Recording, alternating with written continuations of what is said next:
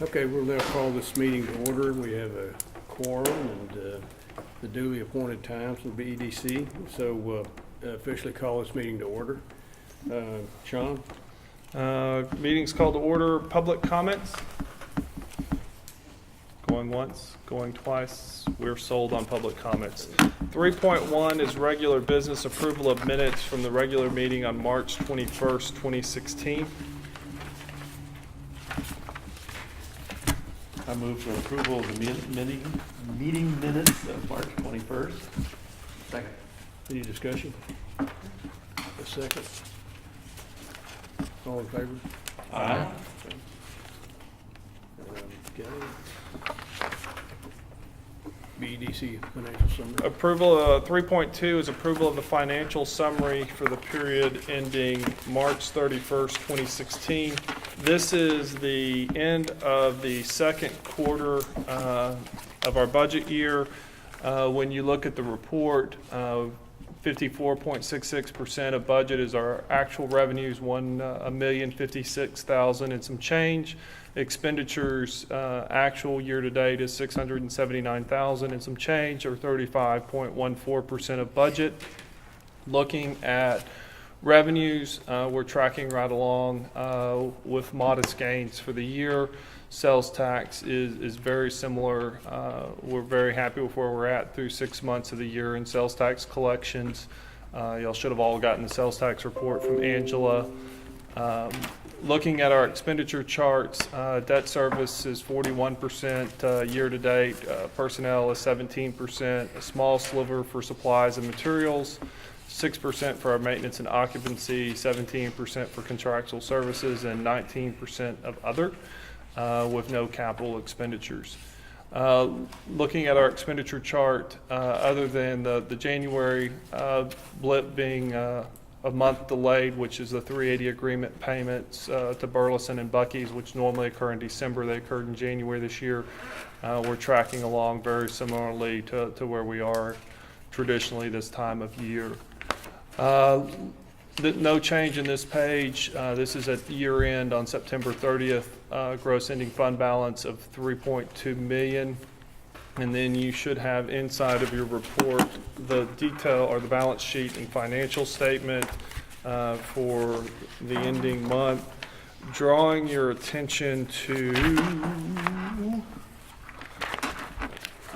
may not be on this one. We're doing quite well. We've made all the account adjustments on the balance sheet and all the transfers for setting up the Texas class, Tex pool, and then also the certificates of deposit.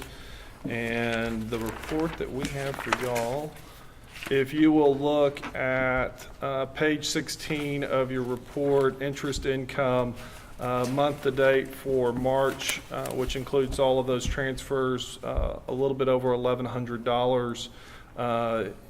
Year to date prior was 833, so we're doing much better as far as interest earning and yield on our idle funds.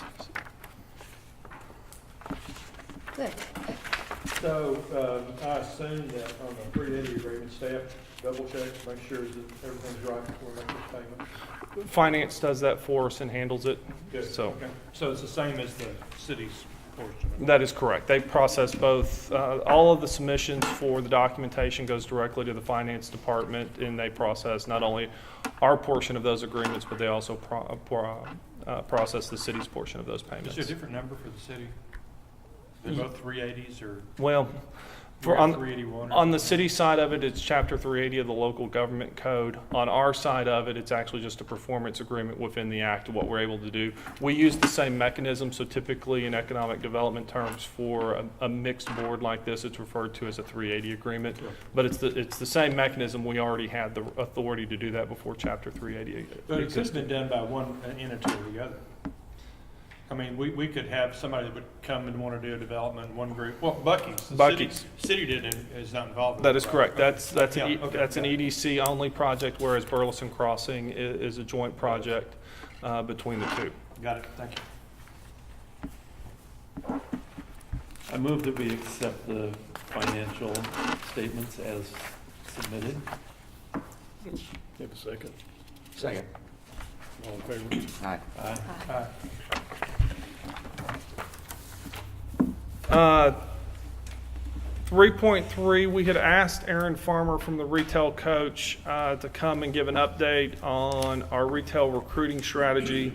With the questionable weather this morning, we got in touch with Aaron, and he lives in Dripping Springs. With the hour drive here, the hour drive back, putting him back after dark sometime, we felt for his safety that we would just delay this a month, and so we're going to kick Aaron to the May meeting. But he is excited to come and give y'all an update on what he's working on and where our positioning is in the market. We're going to combine this, so expect a little bit longer meeting by about 15, 20, 30 minutes next month with our other education update program that we were working on with May, and it fits real well within what Aaron's doing for us, talking about land strategies and the development process. And we'll tie that back into to where our retail developments are currently in Bastrop. So we have punted that for a month to try to get out of here before the weather comes in, and then also for Aaron's safety. So we discussed this, Steve and I did before the meeting. We're going to jump to 4.4, which is on page 60. And handle that one next, and we are going to pass out a letter, and I'll answer any questions that I can. 60.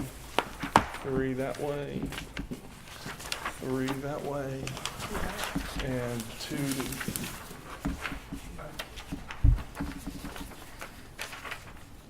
So the city of Bastrop last week passed a resolution to refinance or refund what looks like 2 different obligations. One of those obligations, debt obligations, the EDC is a participant in. It is the 2008A Certificate of Obligation.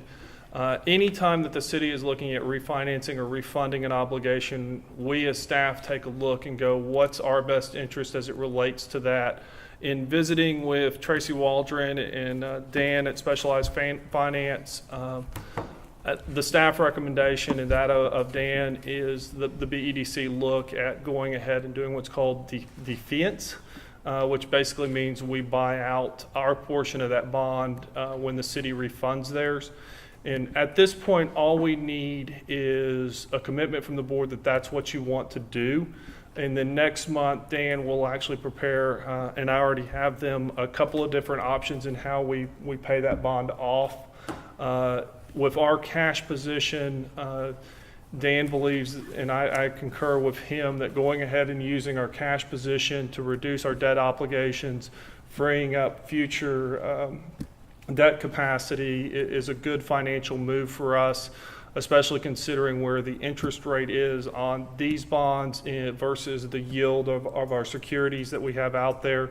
Our best yielding security is about 1%. These bonds are costing 4 to 5%, 4.2 to 5%. So we'll have a net savings over the life of these bonds when there's 20 years remaining of about $130,000. It will cost somewhere between $375,000 and $425,000, depending upon which option we use to go with in the defiance. There's a couple different options, but Dan and I and Tracy will weigh those and come back next month if that's the board's desire. Our bond counsel, Bart Fowler, will, once we figure out which one's the best option for us, we'll prepare a resolution for the board to actually pass next month to do the defiance, and we'll put the plan in action. One of them would require a budget amendment in this current year, and the other one would actually just require us to budget the amount in the next budget year. There's more cost savings in doing the budget amendment, but obviously it's a budget amendment and it takes some effort and some paperwork on everybody's side versus putting it in the budget for the next year. So if there is interest from the board to go ahead and pay this bond off, or you have questions, we can answer them. And the principal that you're paying off is how much? It'll be between $375,000 and $425,000, depending upon which methodology you utilize. I support this. My question is, what percentage is this of the total debt that we're carrying right now? Do you remember just off the top of your head? I'd have to pull up the debt spreadsheet. It's about 40,000 a year, if I remember right, 35,000 a year of our principal and interest payments. Which is what, like 40-something% of our budget right now is debt service. It would be, we spend, this is why We we, want to know what percentage the 35 to 40 is of our total debt service. Mhm. That's what you're asking. And it's not a critical question. I do support this, and I guess my question would be, is there anyone that doesn't? Why would we not approve making 130,000? Exactly. So there's no need to Oh, waste you- time. It was just it's an idle question.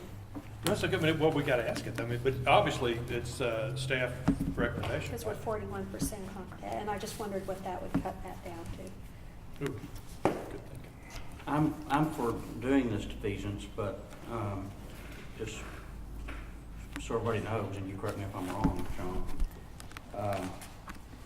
there is some risk involved in that the calculation of the $130,000 savings, I assume, is based on current long-term bond rates, which are 1%. You know, if that flip-flops and suddenly we get interest rates at 8%, and we need the money, then we could look back on ourselves and think we made a mistake. I don't think we're gonna get to 8%, and so I would do this, but there is some risk associated with it. I don't guess you'd want to explain that for somebody that doesn't have any idea what you're talking about, would you?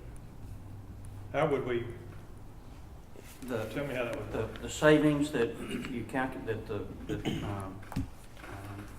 Dan calculated, correct. I'm assuming are based on current rates that we would see if we were to incur debt today, which for a long-term public issuance like this would be somewhere in the 1 to 1.5% rate. These bonds that are in place that we're paying on today are at somewhere between 4.2 and 5%. And so the reason it makes sense to pay these off, to defease them, is because we're paying interest, and we have the ability to not pay that interest if we take capital that we have that we're not making any money on and pay down the debt. The savings that we make, I think, are probably based on if we had to issue debt today, we'd be reissuing debt at 1 to 1.5%. We're paying this debt off that we have on the table right now at 4.2 to 5%. If bond rates were to go up suddenly for some reason, and they went to something greater than 5%, and we needed to issue debt, then we'd be paying more than the interest rate that we're paying Because we today. wouldn't have the money that we spent on this deal to do Yeah, that. if we had to, if we take current funds and we pay this debt off, then those current funds are not going to be available to use I got it. if we needed to use that money. So therefore, we would issue debt in the future. But by reducing our overall debt gives us more opportunities for the future once this is paid off, so.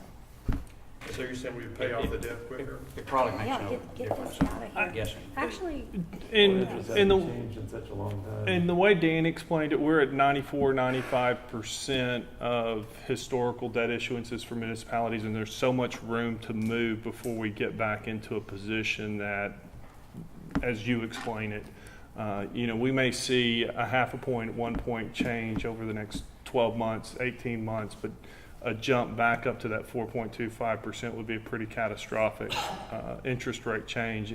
And the reality of it is, if we had that catastrophic change, would we be going to the markets anyway at that point, depending on what's going on in the economy?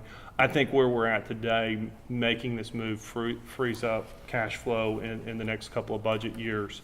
It has that interest savings over the next 20 years. We have enough cash reserve at the moment, fund balance, that this is really not going to affect us. And if we continue through the budget year as we are, we may not even end up tapping into that fund balance because we may have enough cost savings on operations by being able to do this. And with sales tax increases, we may not even see it within the actual fund balance itself year over year.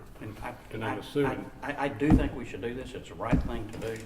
I think it's important that we simply get it on record that there is an element of risk. Yeah. And there always is. And we're very aware of it. This is the bond schedule I showed y'all a couple meetings ago, 3 meetings ago. We're talking about this highlighted one, which is the CO 2008. We're scheduled this year to make a $21,000 principal reduction and a $10,000 interest payment. And that, so we're looking at about $32,000 is what our annual cost is on that for the next 20 years. Okay, so this 130,000 savings, that was the question. It's 20 years. It's 20 years. Okay, so the present value of that, whatever. Yep. So, okay, so it's, And we're gonna pay the bondholders some amount of money to defease this. yeah, and so that was the next question of mine. What is the penalty for paying it off? It's the 130,000 is the savings on it. I don't know. Oh, it's, so the 130 is the total savings net of any penalty. Correct. And the bonds are actually callable next budget year. And so there's a couple different options. We can either escrow money in this current budget year to defease them, or we can budget for them in the next budget year when they're callable and settle the remaining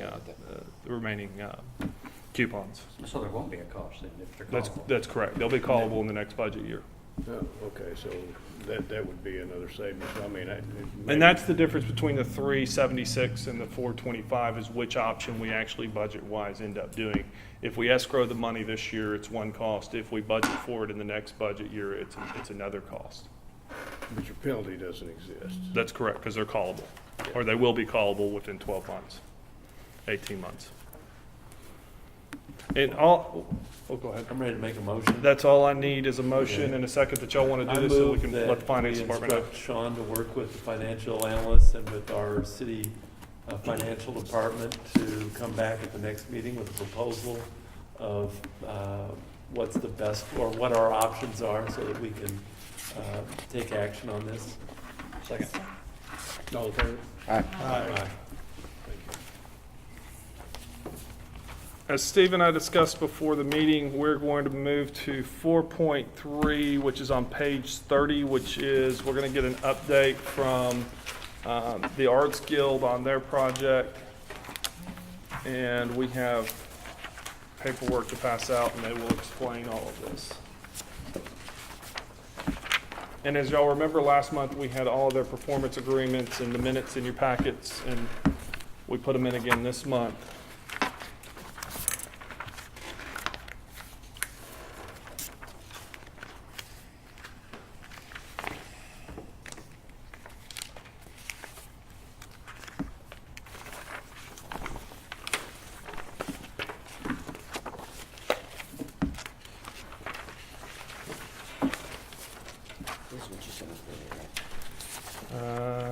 I have not sent this out today.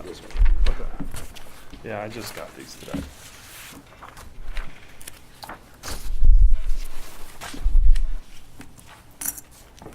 Ladies, we're ready for them.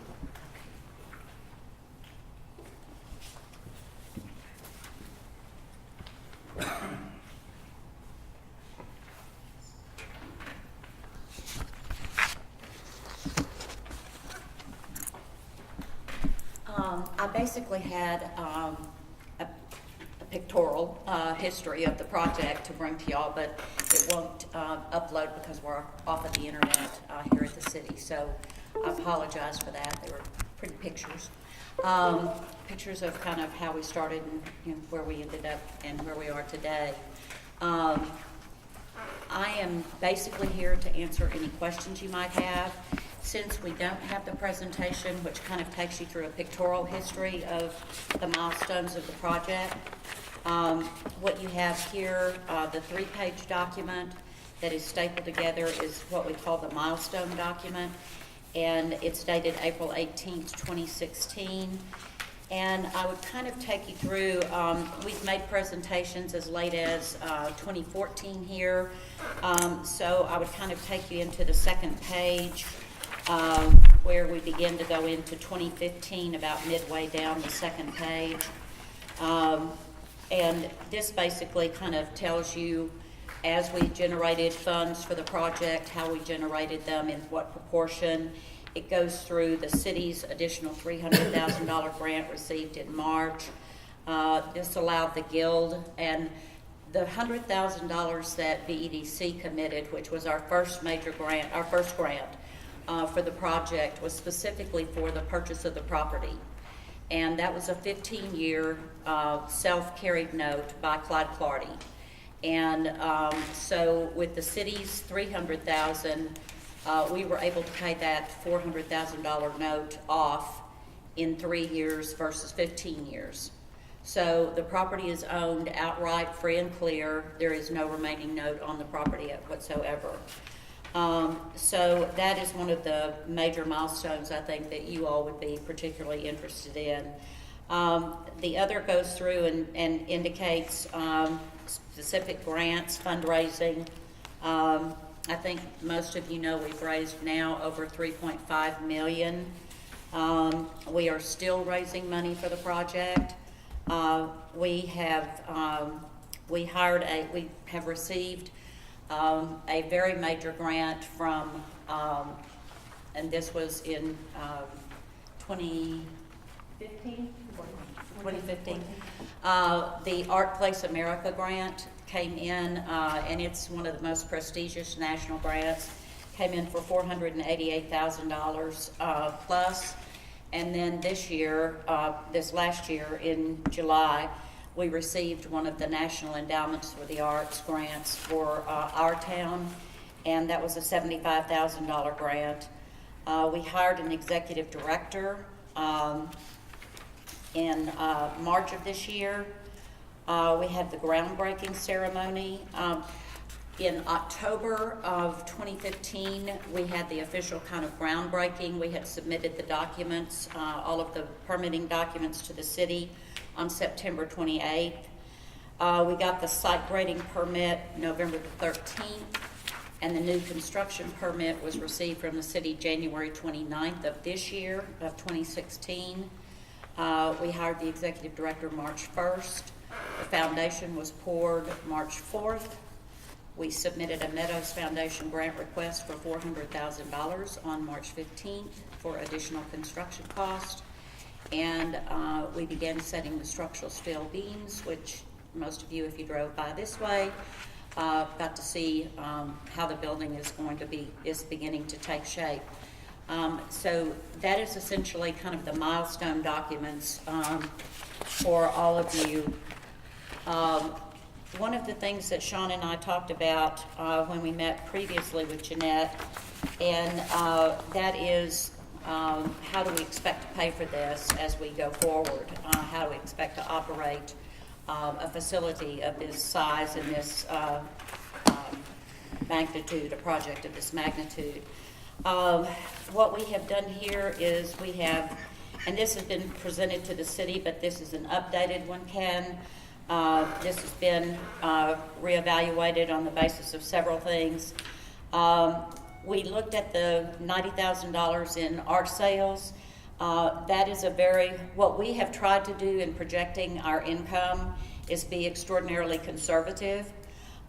Based on 2015 at the small gallery on the corner of Main, we had $44,000 in artist sales, and this year, as of April, this month, we've already sold $60,000 worth of art. That is something that we're very excited about. It's a good trend toward where we thought we were headed, where we want to be headed. And we certainly believe that with the caliber of art that we're going to be bringing into the city, since it's not just for our artists, that traveling shows will be coming in, and we've already had interest from international and nationally known artists to come to Bastrop. We feel that that's a very conservative estimate of sales at $90,000 the first year. We will continue to seek grants, program grants for many things. We've estimated that at $40,000. We are going to be creating an endowment fund We have very conservatively set $50,000 for the first year. I think that's certainly very attainable. Classroom income, this is extremely conservative. This is with our classrooms only operating half days.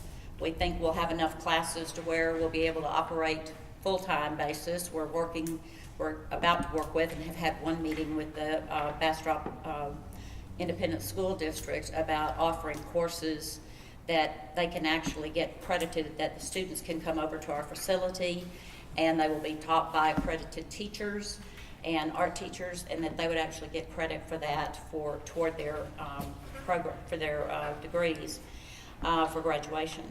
So we think that's really a very low estimate for the classroom income. Fundraising events include the two major events that we have.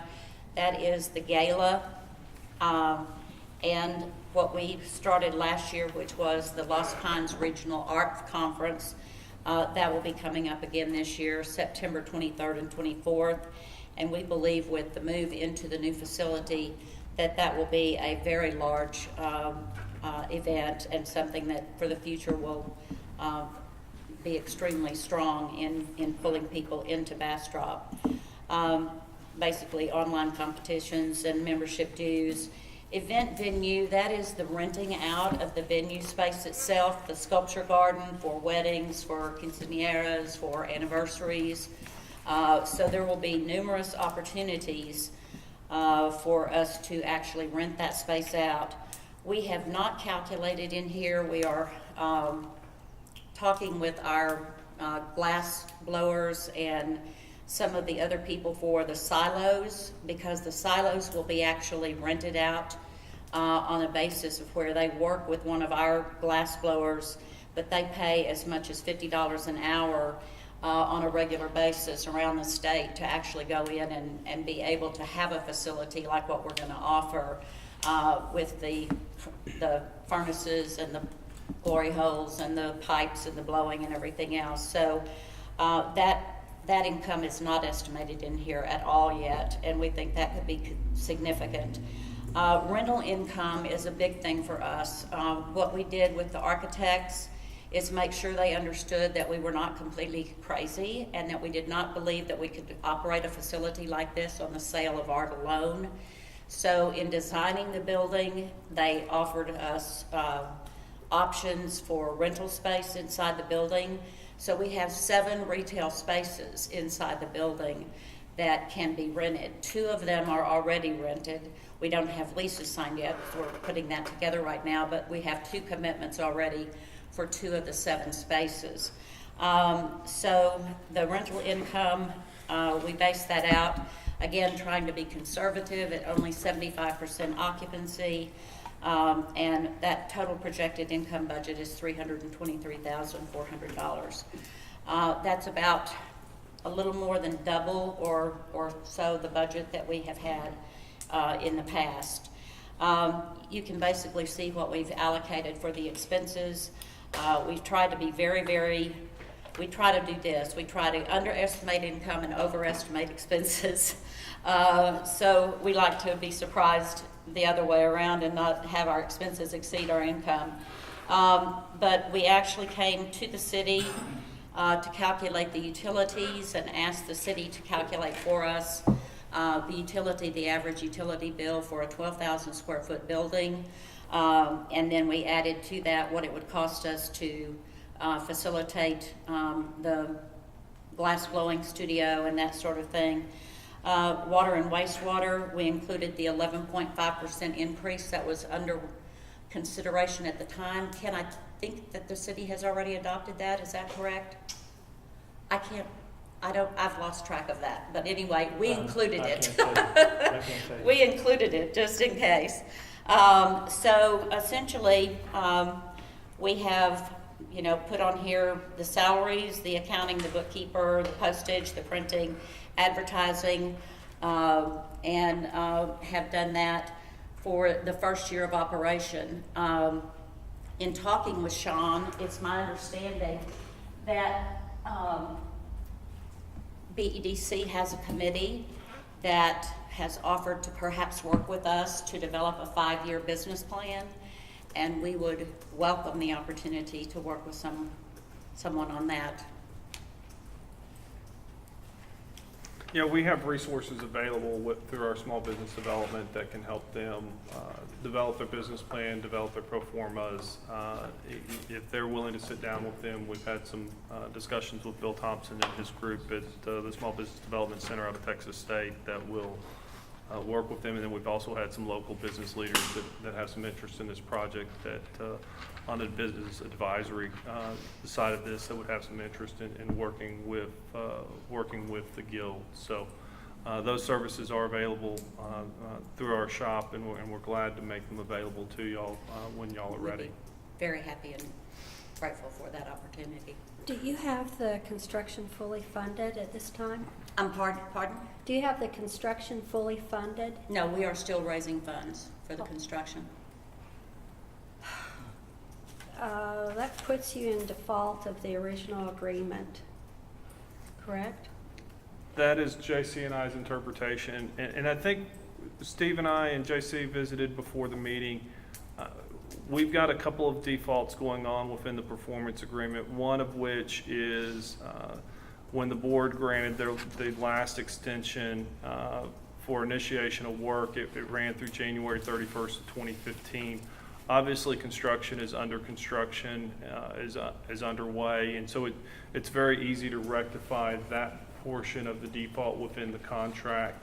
JC has pointed out to us, to myself and Steve and Christy today in an email, and the portion of the contract regarding to fundraising and the deadline for that. We also have some other concerns that we would like to address with the board in consultation with legal counsel during executive session. Our recommendation as staff right now is we're very appreciative that the guild has brought us up to speed and the board up to speed on where we're at. We need to consult with, my recommendation is we need to consult with legal counsel before y'all take any action, and let's make sure that everybody has dotted their I's, crossed their T's, and get back with the guild in the next couple of days based on where the board would like to go moving forward with the items of concern.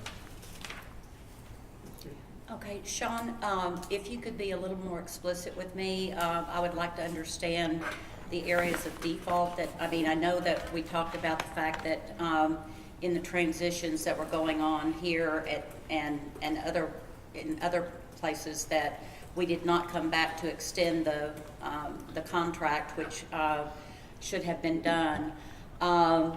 Correct. We've also got section 5.8, which required the guild to have 100% of their total required project funding in place by August of 2014. And we have the extension deadline for start of construction that ended on January 31st, 2014. And then looking at your budget, we're going to need to address section 6.1, employment. Okay. I will say that is something that I looked at in the contract today, and I did not realize that we had put three full-time employees. So we will add into the budget to have 3 full-time employees. For some reason, it was stuck in my head that we talked about having 2 additional people and 3 people total instead of the 1. And so that is definitely something that we can put in. I think the extension of, one of the things that I don't know for sure how you consider this, but the deconstruction, what I consider the construction, you had to deconstruct the building before we could, construct the building. And deconstruction did start in December of 2015. So, when did deconstruction start? 2015. December of 2014. December of 2014 is when deconstruction started. So I don't know if that, fits before your January 2015 date or not. But that is how we read it for sure. That was demolition, is that what? the demolition. Yes. Was the grant prerequisite on a number of employees? It was. Mhm. 3 full-time employees Three. as they began operation. 3.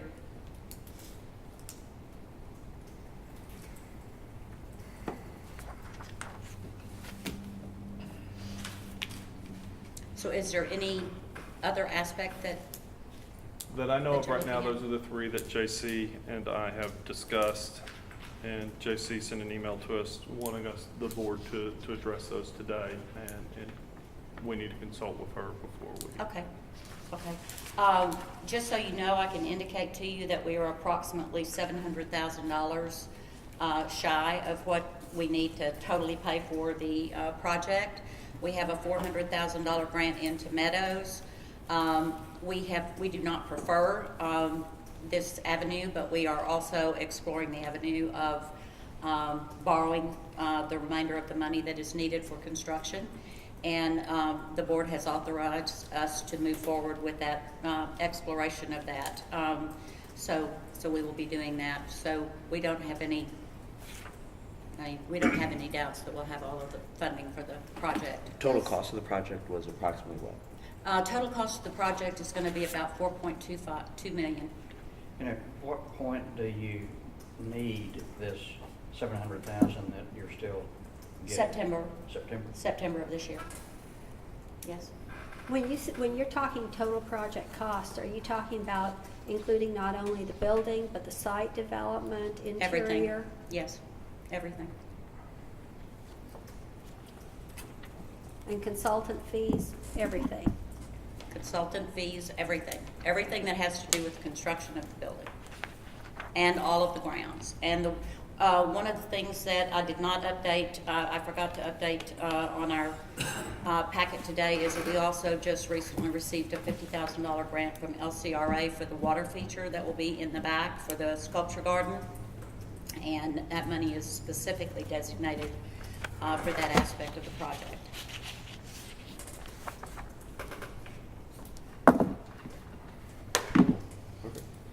So it's going to be a pretty amazing building. It's going to be a pretty amazing destination for everyone. We believe that we find ourselves in the position we're in with regard to kind of the squeeze on the tail end of the 700,000 for a couple of reasons. One of them is that our builders were here for 3 months in the process of getting permitting from the city. The city essentially also required us to do some different things with the parking, and by putting some of the parking inside our facility, we are actually upgrading. We are doing over $200,000 worth of upgrade to Hazel Street and Spring Street that provides public parking in those areas that are essentially coming out of our budget that are a huge benefit to the city. So there is that aspect of things that went on, and then our builder is trying to not go longer than September in order to save us money because of the delay in the permitting process. They've sped the construction process up, which I told him, I said, well, that's great, except we need to make sure we can get our fundraising wagon completely under the bridge here. So that's basically kind of what has gone on in these last like four to 6 months. So things started moving construction-wise a little faster, which is quite unusual, but we think is really great. Any other questions? I don't think so. Not for me, at least. No, I'm good. Thank you. Go ahead. I need direction from the board. You don't need I do need direction. to. You do need direction? Thank you. That is very informative. What's our next item here, Sean? We need to go back to 4.1, and do you want to meet with JC in executive session before we move on? Yeah, I think we should. I think we should go into executive session this time and consultation with attorney. So we're gonna go into executive session at this time. Yeah, the You wanna go BEDC. Back to the back room, or you want to kick people out, or what do you want to do? Let's just move back to the back room. I think that'll be easier for the time being, since we have such a crowd today. The BEDC Board of Directors will meet in closed executive session pursuant to Texas Government Code Chapter 551 to discuss the following.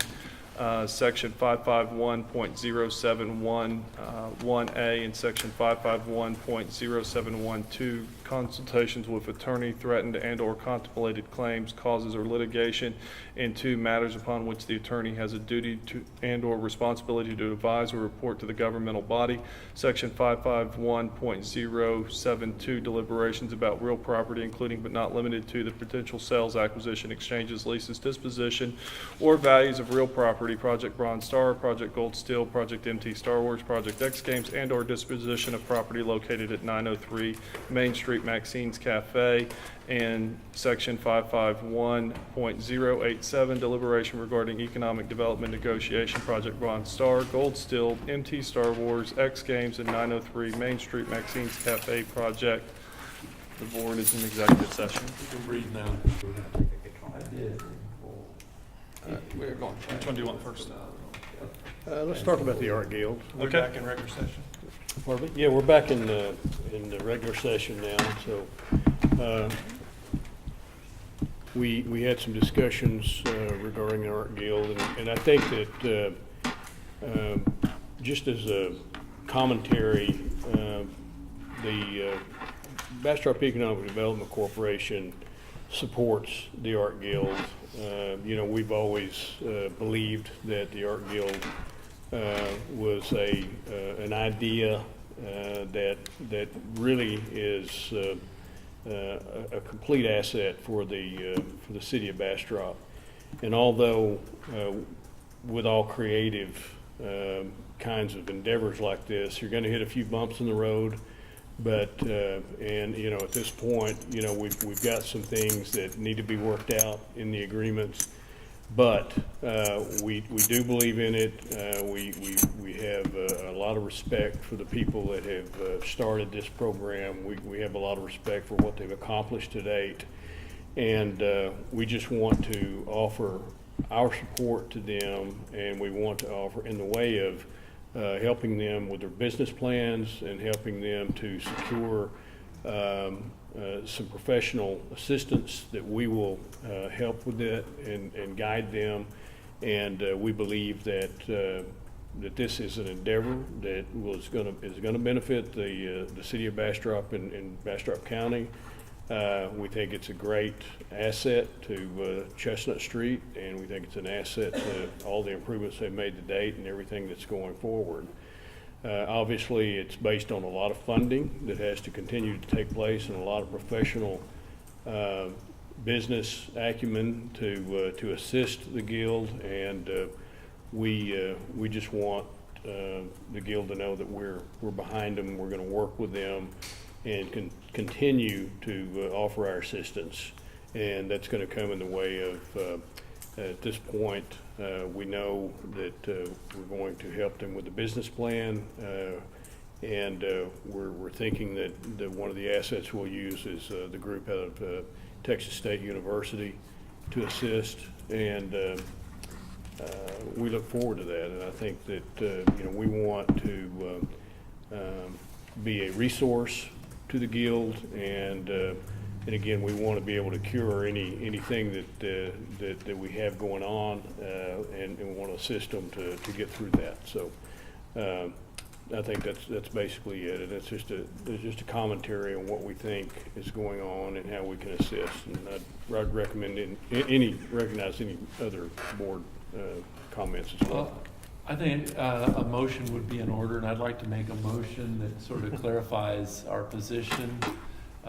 So I move that in light of the conflicts between the current contractual agreements that we have with the Art Guild, that we instruct our executive director to work with the Art Guild, to work out those differences, to remedy those things that need remedy, to come back with proposals, a proposal or multiple proposals at the next meeting on how we're going to remedy any of the conflicts in our agreements, and what the plan is for going forward to ensure that they meet all their goals. Second. All right. Well put, Karen. Okay, we have a motion and a second. All in favor? Aye. Thank you.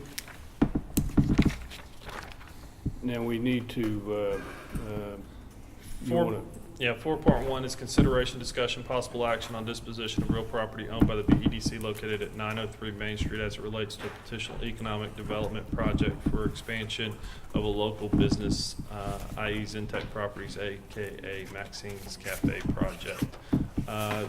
Y'all were provided copies of the performance agreement as it exists today. JC provided a briefing over the terms and provisions that are that we're having an opportunity with. Mr. Sartain is here tonight to address the board. Steve and I, in our conversations this afternoon, in order to remedy these, we felt a full board discussion and hopefully possible action was the best course to follow. So that's where we're at. well, I think from the board's perspective, I guess I'm personally disappointed that the provisions that we have in here are absolutely minimum provisions that we would have in any of our agreements under law. And, you know, I think that, you know, these clawbacks that we have to institute, and the language that, you know, creates a fiduciary responsibility on our part to either give funds or give discounts or whatever we're doing in consideration of having, you know, a business and incentivizing a business to do certain things. We have to have these kinds of provisions in the agreement. And I certainly don't think that we're trying to overreach here. I think we're just simply trying to you know, have an agreement here that assures the, I guess, the spirit of what we're trying to do, and that is to enhance Maxine's and to expand Maxine's efforts as a very great business model in restaurant business that you know, we love to have and want to continue to have in downtown. That being said, we're not willing to change this agreement from what it is right now. And so I think that I'm going to speak for the board at this point that what we believe we should do is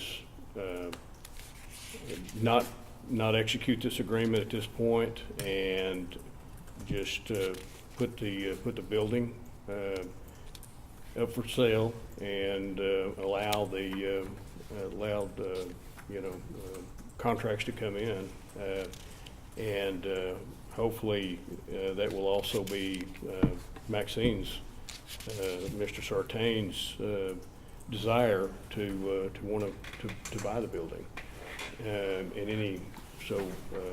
So I think that's where we are at this point. And I would welcome any other board members if they had any comments on this. Can I ask David, just since he's here? Sure. David, I just want to make sure that what we're hearing is completely accurate.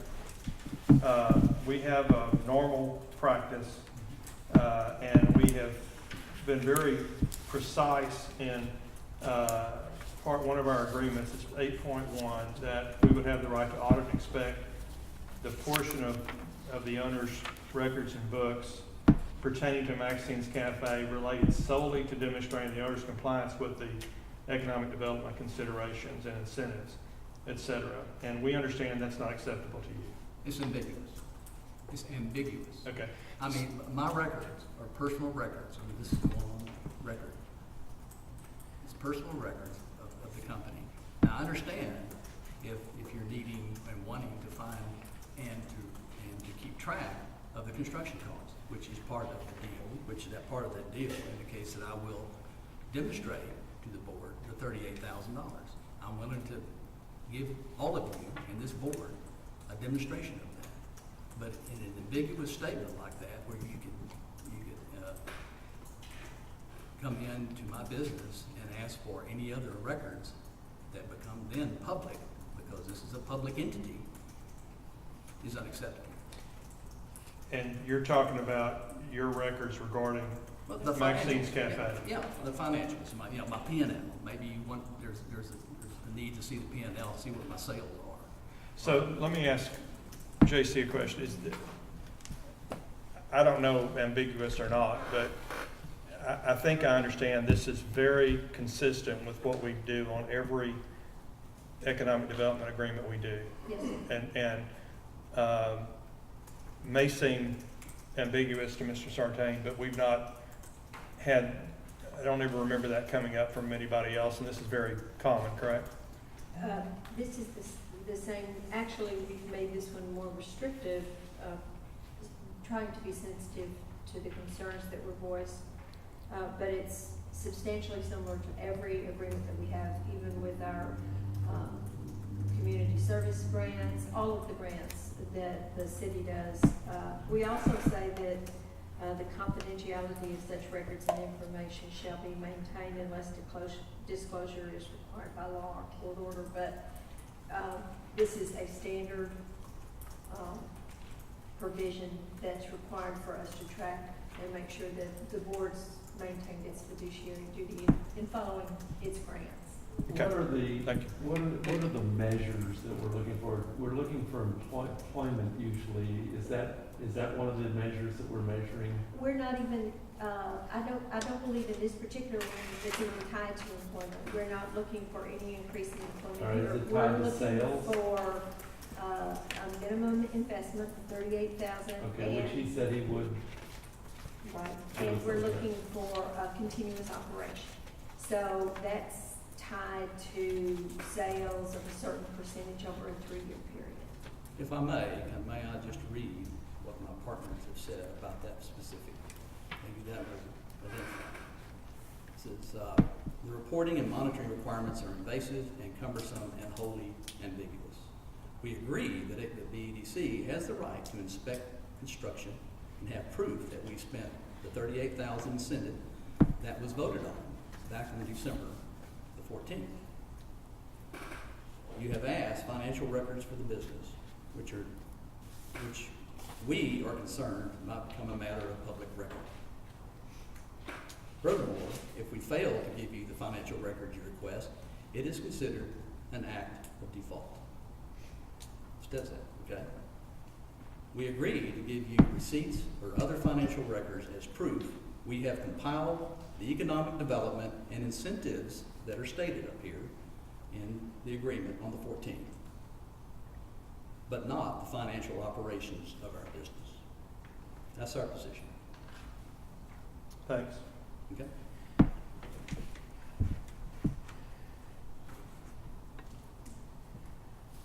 And it's my understanding too, you didn't agree with 9.5, which it talks about if owner materially breaches this agreement, for example, fails to submit plans for renovation to the city, to timely initiate renovation of the property or places the property up for sale, prior to initiating construction. And so doesn't have anything to do with starting construction. It's all about failing to submit plans. So, and obviously, you know, we want the plans submitted, and we want Maxine's to do what, create, an additional space for Maxine's to exist. And so, it appears that if you don't want to submit plans for the renovation, within a reasonable amount of time, that's all we're asking. We're not saying you got to start it, you got to do it. It's just that you submit plans, and we understand that you don't want to do that. Well, it's not that I don't want to do it. Here again, let me clarify that. As far as what we read, maybe you're misinterpreting this. And it's a legal document. There's a lot spent on both sides. Y'all spent a lot of money, taxpayer money, on legal costs to do this, and so have I. Here's our position on that.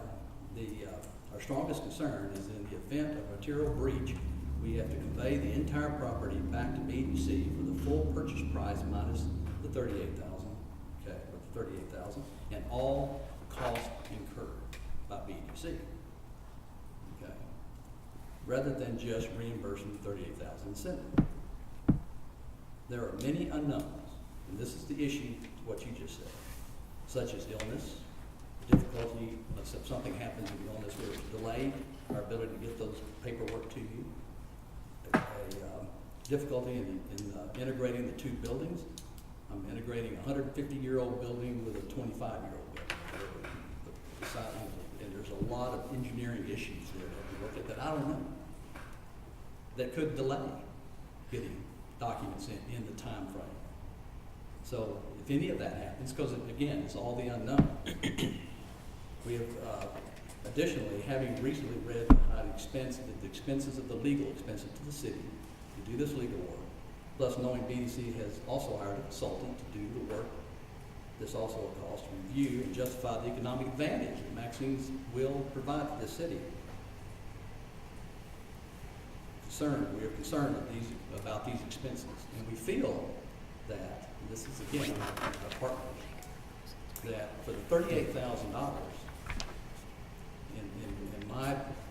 my offer now is to take this off the table and offer you the $138,000 free and clear as a real estate option. Now, if you say you're going out for bid, okay, fine, do that. I mean, that's just your building. But you have an economic impact study that already says that Maxine is going to provide the best and the most economic return on the investment of that building. You could sell it to an insurance broker, probably won't get that insurance, or any other type of office operation. It's built out to be an office right now. It certainly makes sense to put another office in there. That's what we need downtown, is another office, right? Sean, do you want to clarify why we can't just accept an offer? I think Or JC? Right, if we incentivize an economic development, that's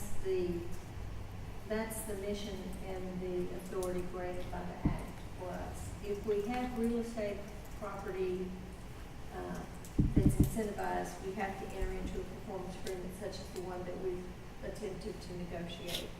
If we're not going to enter into this type of standard performance agreement, and we have property that we need to dispose of, then we can sell it for whatever the market would bear, without the incentive and the obligation to have the performance agreement with the clawbacks and the right to monitor books and those kinds of things. So it's an either-or deal.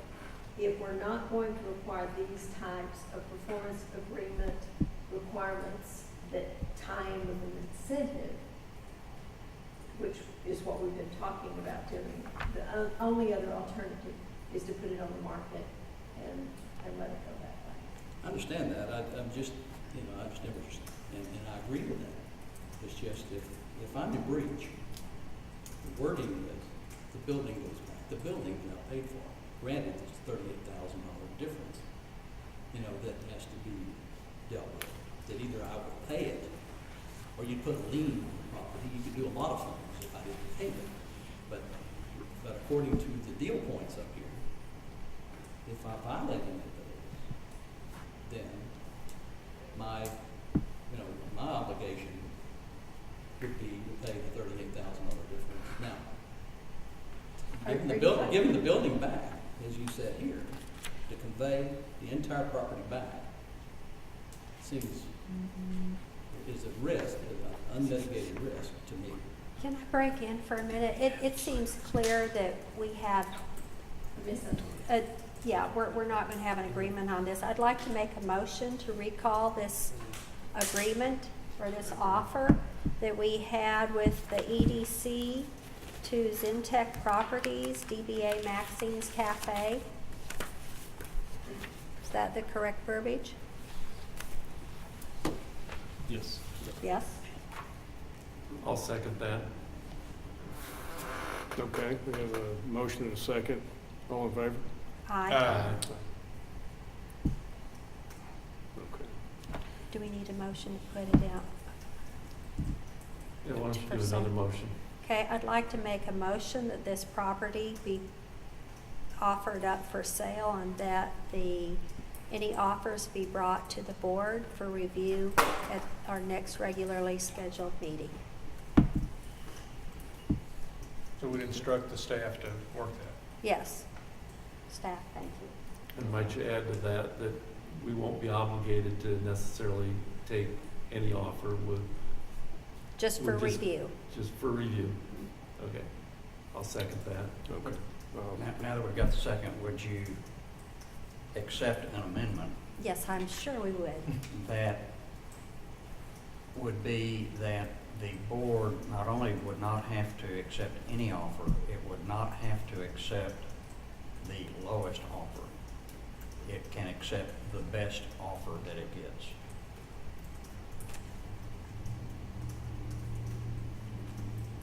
Yes, as we legally are able to. Yeah. And I will second that with the amendment. Okay. So, we've got a motion, a second. All in favor? Aye. Thank you.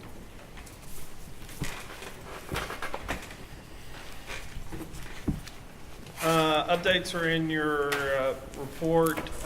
The EDC projects and business, y'all can read through those if y'all have questions. The bylaw committee has met a couple times. They're going to meet again tomorrow. Should have a draft probably in the next week or so, I would hope, a couple of weeks. That's a progress update on that. We do have a new Main Street director, and Sarah O'Brien. If Sarah would like to say hello. Yes, I don't have any formal reports for you today, but just wanted to stop by and introduce myself. I'm looking forward to getting to know you all and working here in Bastrop, so thank you for having me. Thank you. We pulled the highlights out of the city manager's report that y'all might be interested in.